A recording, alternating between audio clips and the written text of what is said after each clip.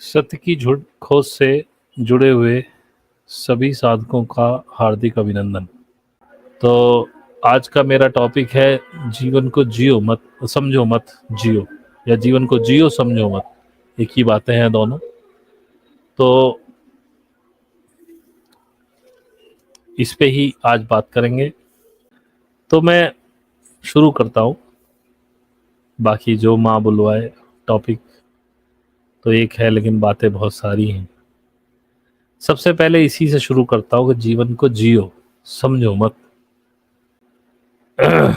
जी, तो जीवन को केवल सहज रूप से जीना सीखो। उस पे अटको मत, समझ तो इसे पाओगे ही नहीं, और समझ कोई पाया भी नहीं आज तक। जितने भी संत महात्मा या बहुत बुद्ध पुरुष हुए हैं, उन्होंने भी जीवन को नहीं समझा, फिर वो खुद को समझने में लग गए और जीवन को ऐसे ही जीने दिया। जीवन को जब आप समझने का प्रयास करते हो तो आप प्रॉब्लम में आ जाते हो, फिर आप चेष्टाएं करने लगते हो। अब आपको ये बनना है, अब आपको वो बनना है, अब ऐसे करना है, अब वैसे करना है। तो और आप देखते हैं एक लंबी यात्रा के बाद आपके बीवी बच्चे भी हो जाते हैं, आप पता चला बच्चे भी बड़े बड़े हो गए, शादी लायक हो गए, और आप पाते हैं कि आप तो वहीं खड़े थे जहाँ शुरुआत में खड़े हैं, आपने किया तो कुछ भी नहीं। आपने बस बच्चे पैदा कर दिए, अब उनकी उधेड़-बुन में लग गए। आप पागलों की तरह जीवन को जीते रहे, हाथ कुछ भी नहीं आया, हाथ खाली खाली। फिर जब बुढ़ापे में देखते हैं कि यार पाया क्या, और तब सोचते हैं कि हम आए किस लिए थे, तब तक देर हो चुकी होती है।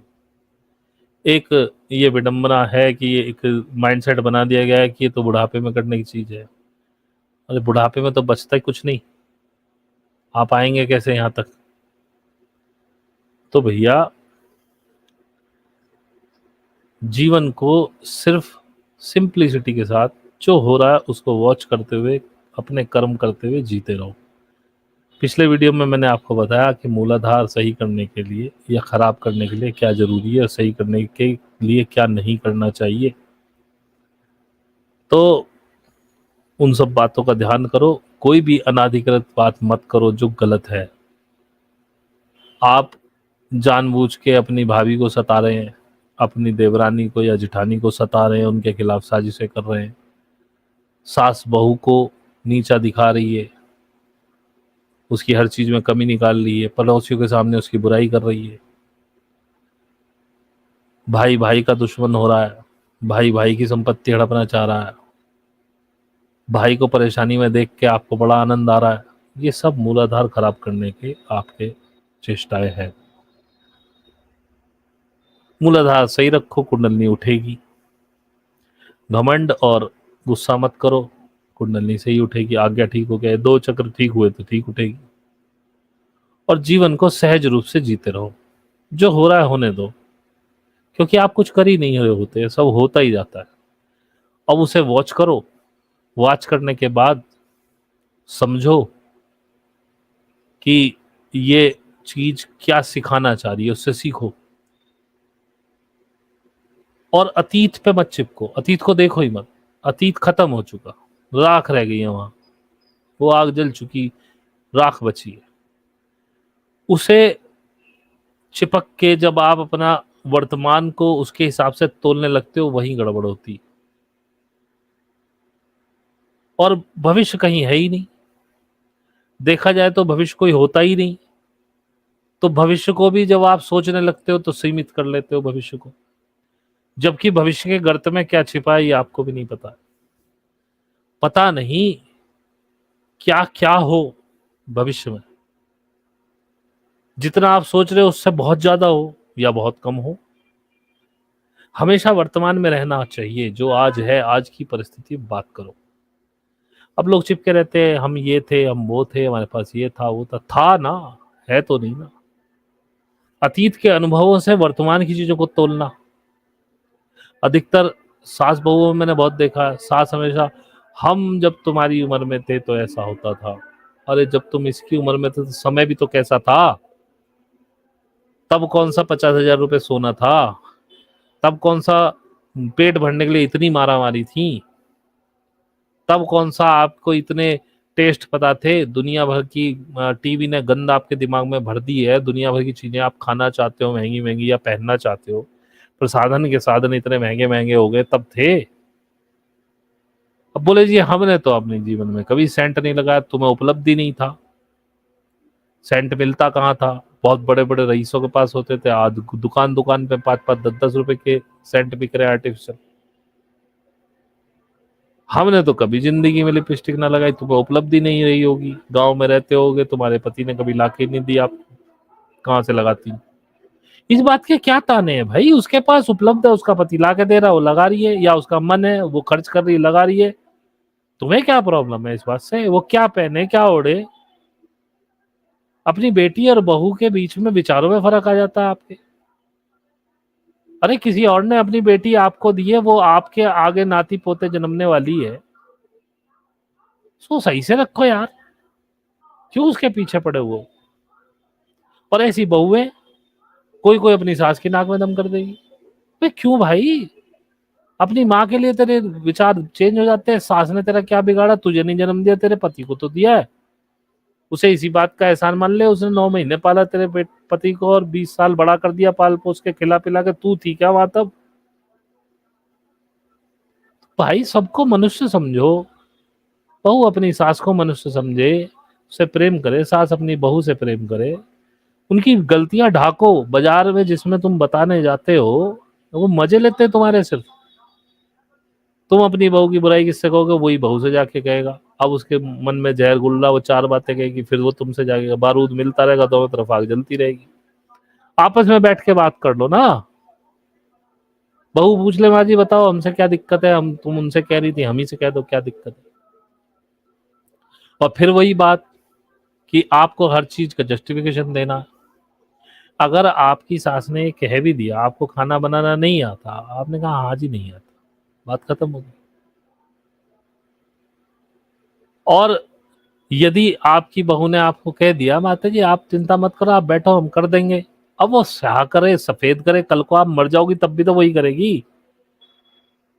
अरे अब सबसे बड़ी बात यह है कि माताओं में बड़ी प्रॉब्लम है, शादी होने के बाद अपने बेटे को फ्री नहीं करती हैं, रिलीज नहीं करती, बांध के रखा हुआ है। अरे अब वो पति, उसकी पत्नी आ गई है, उसको अपना जीवन जीने दो, आपने जी लिया, छोड़ो अब उसका पल्ला भाई। स्याह करे सफेद करे, लात खाए मार खाए मरे गिरे, जब आपके पास आए किसी बात को पूछने के लिए तो बता दो, नहीं तो इंटरफेयर क्यों करते हो उसकी लाइफ में। उसकी लाइफ है, जीने दो, उसको अपने अनुभव लेने दो। आपके अनुभव वो मांगने आए तो दे दो, नहीं मांगने आए तो भाड़ में जाओ। फिर पता चला कोई आएगा भी तो उसको ताने सुनाएंगी। या उसमें भी होती है, पिताओं में भी आदत होती है। देख लो अपनी अपनी सुनते हो ना। अरे भैया उसके जीवन के संघर्ष चल रहे हैं, उसकी जीवन की गाथाएं चल रही हैं, वो स्वयं सीखेगा उनसे। आपके पास आया, आप सलाह दे दो, बेटा तुम्हारी जगह हम होते तो ये करते। इजी हो जाओ, तुम भी वॉच करते रहो। गिरेगा कई बार, जब बच्चा चलना सीखता है तो क्या एकदम दौड़ने लगता है, कई बार गिरता है ना, फिर चलना सीख जाता है। छोड़ो यार अब इनको, इनको बांध के मत रखो। तो भाई भविष्य में बहुत सारी संभावनाएं है, जो तुम सोच सकते हो उससे आगे की, चाहे खराब चाहे सही। आपके वर्तमान के जो कार्यक्रम हैं वो आपका भविष्य निर्धारित करेंगे। तो भविष्य की संभावनाओं को सीमित मत करो सोच के, और अतीत से चिपको मत, वो जा चुका है। और किसी भी वर्तमान के किसी भी अनुभव को अतीत में हुए किसी अनुभव से मत परखो, उससे मत जाचो। जो है उसे एज इट इज स्वीकार कर लो, जो हो जाए उसे होने दो, यही समर्पण है, यही सहज होना है। और यही है जीवन को जीना। जीवन को जैसे मैंने कहा जियो, इसे समझो मत। जैसे कि तुम ईश्वर को भी, परमात्मा को भी सीमा में बांध लेते हो। जब आपने ये कह दिया कि कृष्ण ही परमात्मा है, तो आपने परमात्मा की सीमाएं तय कर दी। अगर कोई कहता है बुद्ध ही परमात्मा है, तो आपने परमात्मा को बुद्ध के इर्द गिर्द बांध दिया। जब आप कहते हैं महावीर परमात्मा है, तो आपने महावीर को परमात्मा को महावीर के इर्द गिर्द बांध दिया।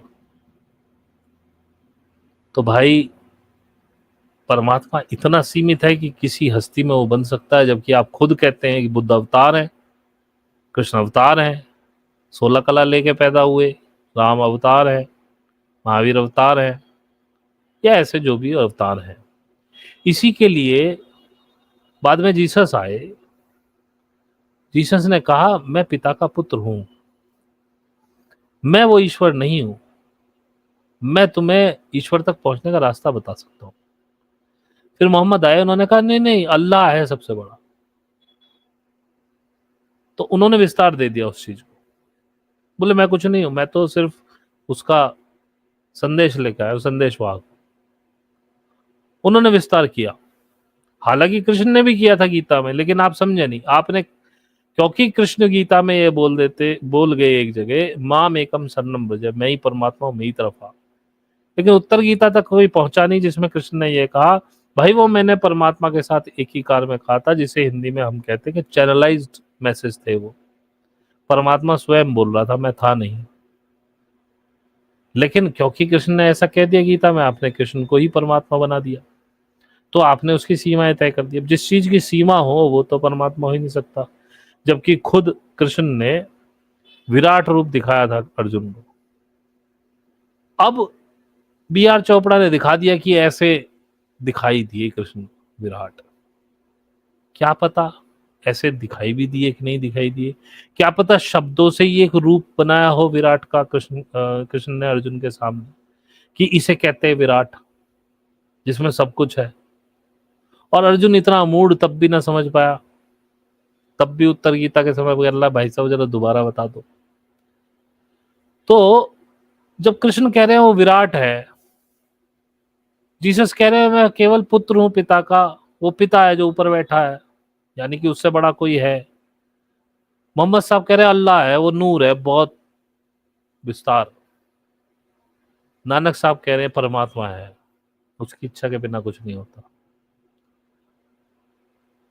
क्योंकि जो कृष्ण गलती कर गए गीता में, उसको सुधारा परमात्मा ने आगे, जो उनके आगे के नबी कह दें, आप उनके संदेशवाहक ही हैं ये सब लोग।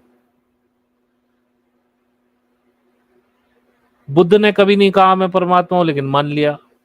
हर धर्म ने अपना एक परमात्मा बना लिया, तो आपने सीमित कर दिया उसे।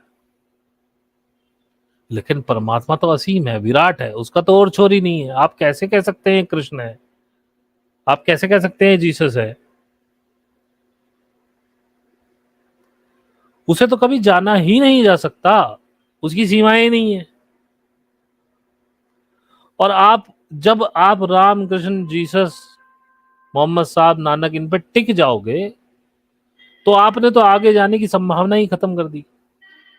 क्या जाने कोई कृष्ण से आगे हो, क्या जाने कोई नानक साहब से आगे हो,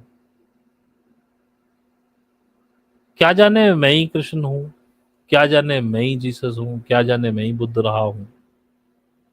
उस समय की बात कर गया, आप वहां से अगली जननी आगे लेने आए। क्या पता मैं कुछ और हूं, आप में से कोई हूं। आप में पता नहीं कितने बुद्ध कितने कृष्ण छिपे हों, जो अपनी आगे की जर्नी में जाना चाहते हैं। जो चीजें तब सत्य थी वो आज नहीं है, आज का सत्य आज है। इसीलिए बार बार इस तरह के लोग जमीन पर आते रहे हैं।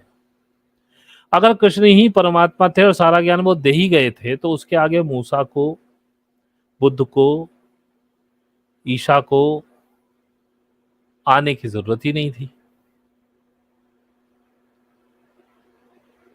क्या आवश्यकता थी उनकी? लेकिन क्योंकि जैसे जैसे समय चेंज होता गया, वैसे वैसे लोग आते रहे उस समय के हिसाब से कुछ बताने के लिए। क्या गुरु नानक के टाइम में या मोहम्मद साहब के टाइम में अगर एलियंस की कोई बात करता, पहले तो करता ही नहीं, और करता तो लोग पागल बताते। जीसस के टाइम में जो बुक ऑफ इनॉक है, उस समय उसमें बताया है, इजिकील इजिकील करके है कोई, उसने बताया और उसने जो विवरण दिया है वो एक स्पेस क्राफ्ट का दिया है कि वो स्पेस क्राफ्ट आया, नीचे ऐसे झुके, हमको लेके गया, उसका स्टेशन था, वहां उसको दिखाया, उससे नपत करवाई सारी बात। ये लेकिन ये चीज आप तक पहुंचने नहीं दी जा रही,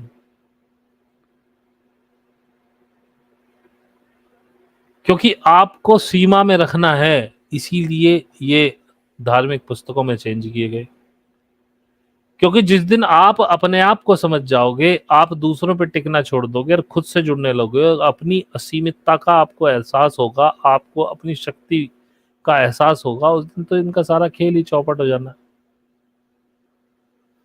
इसीलिए आपको बेवकूफ बनाया जा रहा है। आप टिके हुए हो, आप कृष्ण पे आपने परमात्मा को सीमित कर दिया, अब आप उससे आगे नहीं जाना चाहते, अब आप कृष्ण की आरती उतार रहे हो, तू परमात्मा है, जबकि आप स्वयं परमात्मा है। जिस तरह का कृष्ण था ऐसे ही आप ही हैं।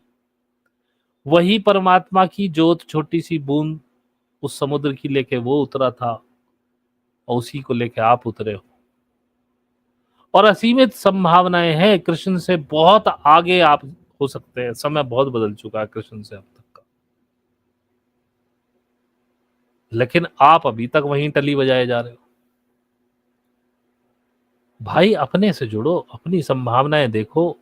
अब नए ज्ञान, नया जो प्रैक्टिकल, जो भी वस्तुएं आपके सामने, जैसा समाज है उसमें कैसे ग्रो करना है, क्या होना चाहिए क्या नहीं होना चाहिए। कृष्ण इतने साल पहले हुए, 5,000 साल पहले हुए, बुद्ध भी शायद 3,000 साल पहले हुए, 2,500 साल पहले जीसस हो गए। उसके बाद भी क्या बदला? धर्म संस्थापनार्थाय संभवामि युगे, जब कृष्ण ने धर्म की स्थापना कर ही दी थी, वो भी की द्वापर के एंड में, महाभारत द्वापर के एंड में हुआ, अगर हुआ था उस हिसाब से तो कलयुग आना ही नहीं चाहिए था, क्योंकि तो धर्म की तो स्थापना हो चुकी थी। प्रॉब्लम यह हुई, जो भी प्रोफेट्स या जो भी इस तरह के लोग आए, उस समय तो हमने गालियां ही दी हैं उनको, आज भी मिल रही हैं। आज भी ऐसी कोई सही बात करे तो उसे गालियां दी जाती हैं, क्योंकि पंडितों के, मौलवियों के कारोबार ठप होते हैं, सही बात करने वाले को तो गालियां देते हैं। अब आप उन्हें पूजने लगे और आपने ऐसे चेंजेस कर दिए। भाई बुद्ध ने किसी को नहीं झुकाया अपने सामने, उसने तो कहा खुद बुद्धत्व प्राप्त कर लो, आ जाओ मेरी तरफ, मैं सिखाता हूं। यही सच्चा गुरु होता है। आज आपको सदगुरु श्री श्री रविशंकर, पता नहीं कितने तरह के गुरु हैं, वो अपने चरण ही छुआए जा रहे हैं, माला ही डलवाए जा रहे हैं आपसे, है सब फ्री उनका। और आप 2 लड्डू जो मोतीचूर के बाद में मिलते हैं उसके लालच में बैठे रहते हैं। आरती की थाली आई, 10 रुपए टिकाए, 2 लड्डू उड़ाए। देसी घी के लड्डू होते हैं 5 से 10 रुपए का, तो एक ही लड्डू ज्यादा का ही होता होगा। वहां भी आप व्यापार करने चले गए, थोड़ी देर गेट टुगेदर में चले गए, घर से बाहर निकल आए, सास को बहू से छुटकारा मिल गया, बहू भी जैन की सास ले, ठीक है, 1.5-2 घंटे चली गई। बहू जा रही है तो सास कह रही है अच्छा है, चली गई जिसकी बहू घंका है। लेके वहां कुछ है ही नहीं, वहां लेके क्या होगा, वैसे भी कुछ नहीं लेके आ रहे, 2 मोतीचूर के लड्डू चाहिए आपको बस प्रसाद की। ये चल रहा है। अब सदगुरु है, वो ध्यान सिखाएगा तो उसकी फीस बहुत हैकड़ है, जमा करो पहले, उसमें भी वो उसका पूरा देखेंगे समझेंगे, उन्हें समझ में नहीं आया तो रिजेक्ट कर देंगे। किसी और वे से तो ध्यान नहीं कर रहे, क्या नहीं कहानी पूछते हैं, किसी और वे से करते तो 99% रिजेक्ट कर देते हैं, तो सोचते हैं इसको पागल बनाना मुश्किल होगा, और आप कह रहे हैं कि वो तो फ्री करा रहे हैं। खैर मैं कहां से कहां चला गया घूमते घूमते। कहना इसी बात पे था कि भाई सीमा में मत बांधो, परमात्मा असीमित है, आप स्वयं ही परमात्मा है। जब आपको जानेंगे, आप खुद को जानेंगे, तो आप अपने आप को कृष्ण से आगे पा सकते हैं। क्योंकि जो कृष्ण जिस जमाने में थे, उस जमाने में परिस्थितियां ये नहीं थी जो आज है। आज आपको आज की परिस्थिति का ज्ञान मिलना चाहिए, और ध्यान बराबर रहना चाहिए। होश में नहीं, बेहोश रहते हैं। अभी आज रात हमने मीट रखी थी ग्रुप की, बहुत कम, मैंने कहा 100% अटेंडेंस दीजिएगा, बहुत कम अटेंडेंस आई। तो व्यक्तियों ने कहा जी वो हमने समझा कि वो नए लड़कों की है तो हमें नहीं आनी चाहिए था, हमारे हाथ में मोबाइल था, हमें पता थी मीट चल रही, पर हम नहीं जुड़े क्योंकि बेहोश है। मैंने जो कहा सिंपल, जैसे अभी बताया, ऐसी वॉइस नोट छोड़ा, लिखित में छोड़ा, पढ़ाई नहीं उन्होंने। बोले हम तो समझ रहे थे 10 बजे ही होगी, क्योंकि हर बार 10 बजे होती है। क्यों? समय चेंज नहीं हो सकता? जो लिखा गया है उसे तो पढ़ लो। पर बेहोशी में है, ध्यान नहीं है। एक संत के पास एक शिष्य था, वो सीख रहा था सन्यास ध्यान, कुछ कुछ चीजें सीख ली, कहीं अटक गया। तो उसने गुरु से पूछा अपने, सचिन जी मेरा कोई झगड़ा नहीं है डॉक्टर विलास जी से, अपनी बात होती रहती है बैकएंड में, कोई टेंशन नहीं है। हाँ, उनका जो विचार है आजकल, जो उनके मत हैं, उनसे मैं सहमत नहीं हूँ। तो मैंने उनको बोल दिया कि भाई मैं आपसे, मतभेद है मेरा, मनभेद नहीं है, हमारा कोई झगड़ा नहीं है, विचारों का लड़ाई है, उनके विचार मेरी समझ में नहीं आ रहे हैं। तो मैं उनके ना विरोध में बोल रहा हूँ, ना मैं उनके पक्ष में बोल रहा हूँ। जिस दिन वो अच्छा विचार देंगे मैं उनका समर्थन करूंगा। अपना कोई झगड़ा नहीं है, पर अपनी अच्छी बातचीत है, टेंशन ना लीजिए। तो साधु ने कहा कि तुम फला महाराज के पास जाओ, वो राजा आपको सिखाएंगे। सन्यासी छोटा चल पड़ा सीखने के लिए, ध्यान नहीं समझ पा रहा था। गुरु जानते थे कि वो राजा ध्यानी है। पहुंचा, उसने देखा राजा भोग विलास में व्यस्त है, शराब चल रही है, नृत्य कर रही है, वगैरह, कहाँ फंस गया आके। तो वो जाने लगा, राजा ने रोका, सन्यासी क्यों जा रहे हो? उसने कहा मेरे गुरु ने ऐसे ऐसे मुझे बताया कि आपसे सीखने के लिए आया, लेकिन मैं तो देखा आप तो भोग विलास में व्यस्त हो, आपसे क्या सीखूं? तो उन्होंने कहा ठीक है, लेकिन जब आ गए हो तो रात रुक के चले जाना। अब रात में कहाँ जाओगे? रात का प्रबंध कर देता हूँ तुम्हारे रुकने का, सुबह चले जाना। बोला ठीक है जी, रुक जाता हूँ। राजा ने बड़ा अच्छा व्यवस्था की, खाने की, पीने की, भोजन की, शयन कक्ष की, सब तरह की सुविधाएं। और बोला अब आप सो जाओ, और उसके बिस्तर के ऊपर एक तलवार टांग दी नंगी, और सूत से बांध दिया उसको। अब राजा ने कहा सो जाओ। जब सन्यासी देखे और परेशान हो कि अगर ये टूट गया सूत तो इस तलवार तेरे अंदर घुस जाएगी, तू मरा। अब बाकी तो सारी व्यवस्था ठीक, लेकिन उसको नींद ना आए, वो ध्यान तलवार में।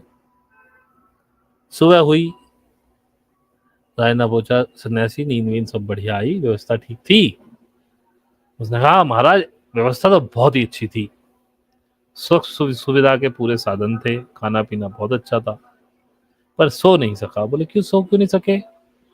बोले वो तलवार जो आपने ऊपर बांध रखी थी, बस डर यही था कि ये सूत टूट जाए, कभी मेरे ऊपर ना गिर जाए, और मैं पूरी रात उसी पे ध्यान लगा रहा, मैं सो नहीं पाया एक सेकंड। तो राजा बोला कि बस यही ध्यान है जो तुमने मुझे देखा भोग विलास करते हुए। मुझे पता था ये भोग विलास सारे क्षणभंगुर है, मेरा ध्यान परमात्मा ही में ही रहता, सामने मैं कुछ भी कर रहा थी, मेरा ध्यान नहीं है उसमें। ऐसे उसने उसको ध्यान सिखाया। तब उस सन्यासी को ध्यान समझ में आया, ऐसा ही ध्यान होता है। सन्यासी जरूरी नहीं है जंगल में जाकर रहे, वो एक बहुत इजी वे होता है जंगल में जाकर रहना। सन्यास वो है जब सारी भोग विलासताओं के बीच में रह करके आप सन्यास करें। और यही मैं सिखा रहा हूं कि असली सन्यासी, यही गुरु नानक ने भी सिखाया। सिख का दूसरा अर्थ होता है शिष्य। शिष्य को गुरुमुखी में सिख बोल देते हैं।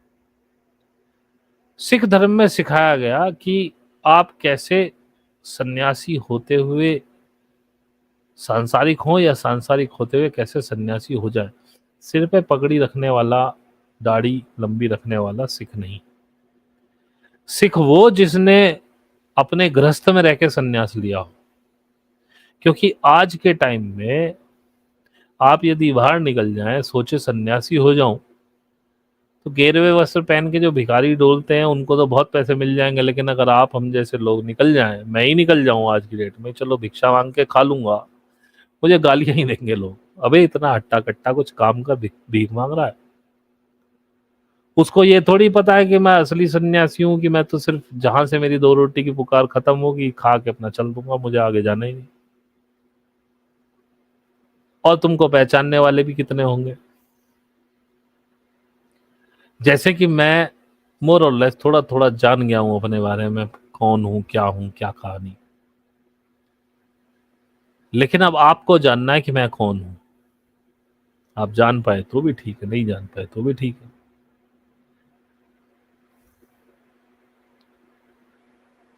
और इस यात्रा में एक सबसे बड़ा खतरा, गुरु की आवश्यकता क्यों हो। अब आप सोच रहे होंगे मैं आजकल गुरु पे बहुत बोल रहा हूं, तो समय समय की बात होती है।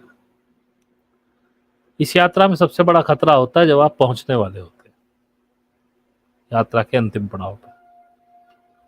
जब आप अंतिम पड़ाव से थोड़ी दूर होते हैं तो तब आप अतीत में घुस जाते हैं और आपका अतीत पीछे खींचता है, क्योंकि वहां भी दिखता आपको कुछ नहीं है, आप कहाँ पहुंच रहे हैं, क्या मिल रहा है। वहां से आप जब वापस लौटते हैं फिर कभी नहीं आते। और वहीं पे गुरु काम आता है जो आपको खींच लेता है, भाई क्या कर रहा है, इतनी करीब आके जा रहा है वापस।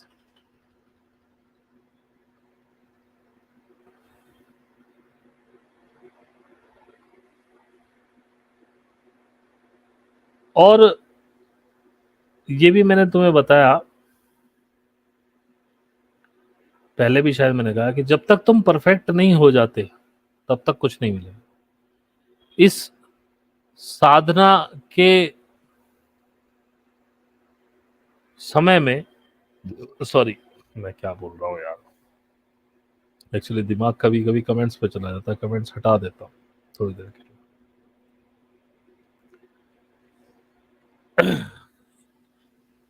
जो भी आपके जीवन के भय है, जो प्रॉब्लम्स हैं आपके जीवन में जिनमें आप अटक रहे हो, जब तक आप उससे निकलना नहीं आ जाएगा, परमात्मा आपको बराबर फंसाता रहेगा उनमें। अब ये आप पर है, आप कितनी जल्दी समझ जाओ और उनसे निकल जाओ। और साधना करने के बाद भी परेशानियां आपको दी जाती रहेंगी, और वो इसलिए दी जाती रहेंगी कि आप उनसे निकलना सीखो। और वहीं पे जब आप स्वयं सक्षम नहीं होते तो वहां पे गुरु काम आ जाता है।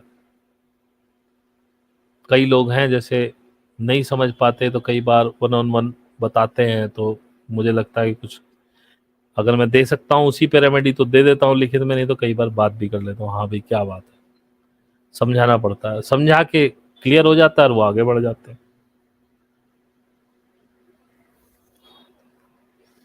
तो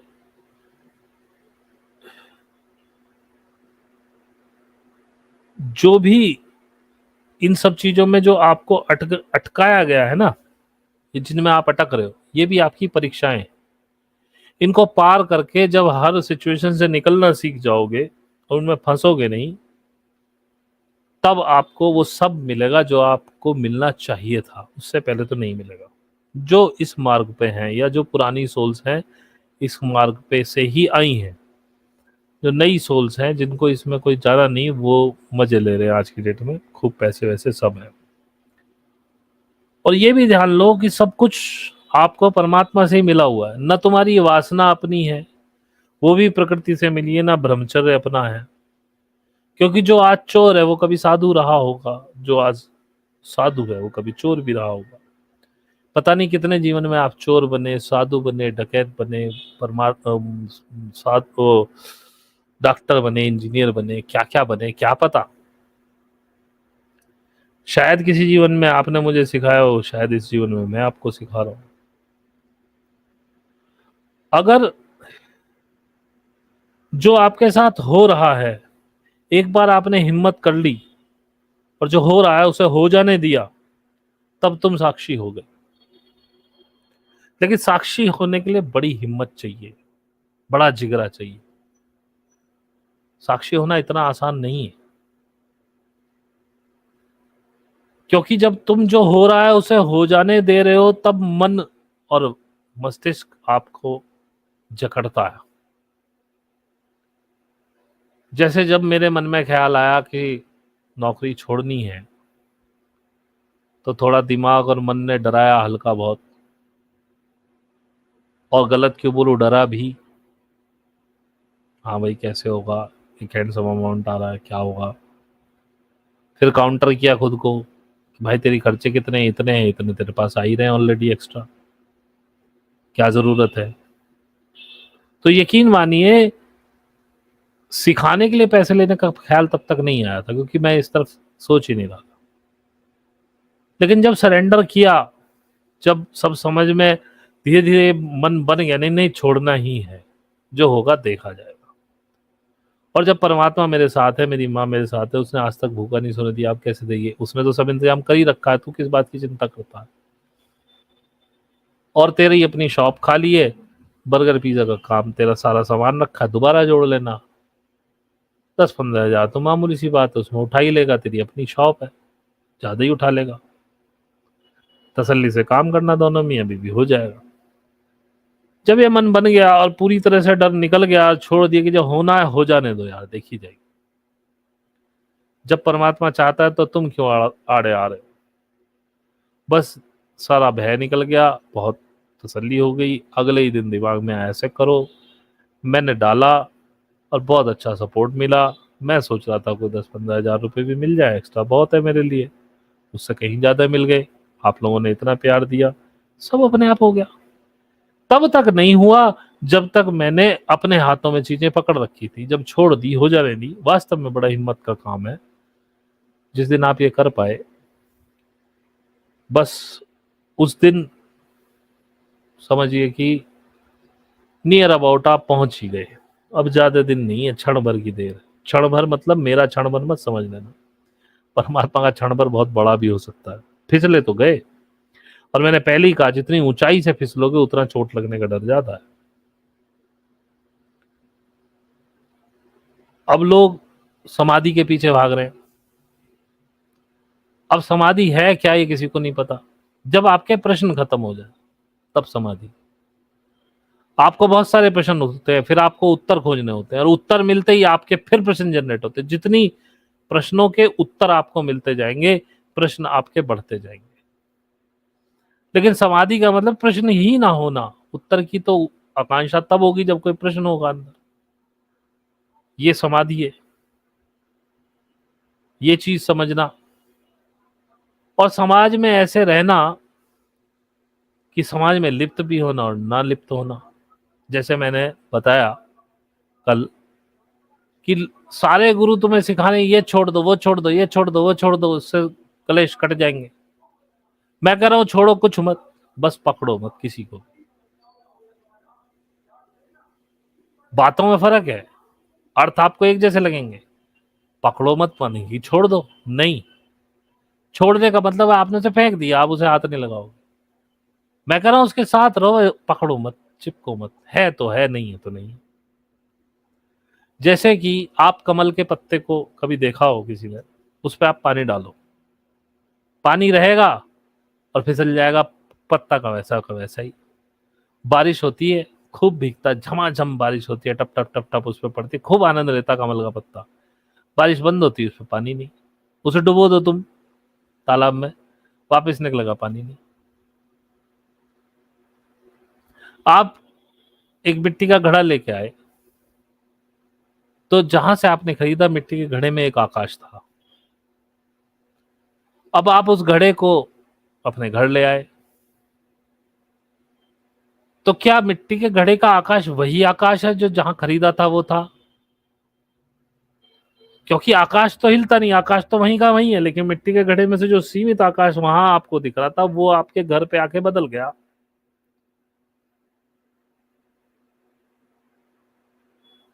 और यदि वो मिट्टी के घड़े की जगह सोने का घड़ा होता उसी स्थिति पे, तो क्या उसका आकाश अलग होता? आकाश एक ही है, चाहे वो मिट्टी का घड़ा हो चाहे सोने का घड़ा हो। घड़े के अंदर का जो खालीपन है वो सेम है। ऊपर चाहे आपने अच्छे अच्छे परिधान पहने हो, आप बड़ी बड़ी महंगी गाड़ियों में घूम रहे हो, या आप एक गरीब किसान हो या मजदूर हो, आपके शरीर पे हल्के फुल्के कपड़े हों, मैले कुचैले हों, उनसे फर्क नहीं पड़ता। अंदर का खालीपन एक ही है। देह सुंदर है, कुरूप है, उससे फर्क नहीं पड़ता। आत्मा वही है, जो उसमें है वही तुम में है। अगर दो घड़े एक जगह रखे हैं, उनका आकाश एक जैसा है। घड़ा आपने चेंज कर दूसरी तरफ ले जाकर रख दिया, आकाश बदल गया, लेकिन आकाश वही है, उसकी परिस्थिति चेंज हो गई है। क्योंकि घड़े से सीमित दिख रहा है ना, जैसी घड़ा तोड़ दोगे तो आकाश पूरा का पूरा आपके सामने। और घड़ा सोने का, चांदी का, तांबे का, उससे कोई फर्क नहीं पड़ता। घड़े के अंदर का खालीपन वही। आप देह पे कितने ही अच्छे कपड़े पहन ले, इत्र लगा ले, या कुछ, आत्मा अंदर वही है। सारे भाव भंगिमाएं सारी वही हैं। उनको टैकल करना सीखो, अपने भावों को जानना सीखो, और इन सब से बाहर लाने का केवल एक ही रास्ता है, वो है साधना। किसी सदगुरु के सानिध्य में की गई साधना आपको बाहर निकाल सकती है। यदि ईश्वर की आप पे कृपा है तो आपको सदगुरु की आवश्यकता भी नहीं, ब्रह्मांड स्वयं भी सिखा सकता है। पर जैसा मैंने कहा, ऐसा करोड़ों में कोई एक होता है। शायद वो आप भी हो, मैं क्या कह सकता हूँ। ये जितनी बात है ये मैं अपने अनुभवों से आपको बता रहा हूं। लेकिन यकीन मानिए, जब आप आगे बढ़ेंगे आपको ये सारे अनुभव खुद ही होंगे। और जो जो आगे बढ़ा, उसने मेरी बातों को परखा, उसने जाना वो ऐसा ही है। अभी कल किसी ने लिखा था कि भैया आपकी बातें ऐसी हैं, 100% समझ में आती हैं, ये होती है और वैसा ही निकलता है। तो मैंने कहा भाई, मैं अपने अनुभव में बोलता हूँ, मैं किताबों से पढ़ के नहीं बोलता हूँ। मैं बहुत सी अटपटी बातें कर देता हूँ। आज भी मैं पता नहीं क्या क्या बोल गया हूँ, किसके क्या समझ में आया मुझे नहीं पता। लेकिन अंत यही है कि आपको साधना करनी, यदि खुद से जुड़ना चाहते हो आप ही परमात्मा बन जाओगे। और यही आपका अंत है, ये भी जान लीजिए। ठीक है, आज के लिए इतना ही। फिर किसी दिन मिलते हैं।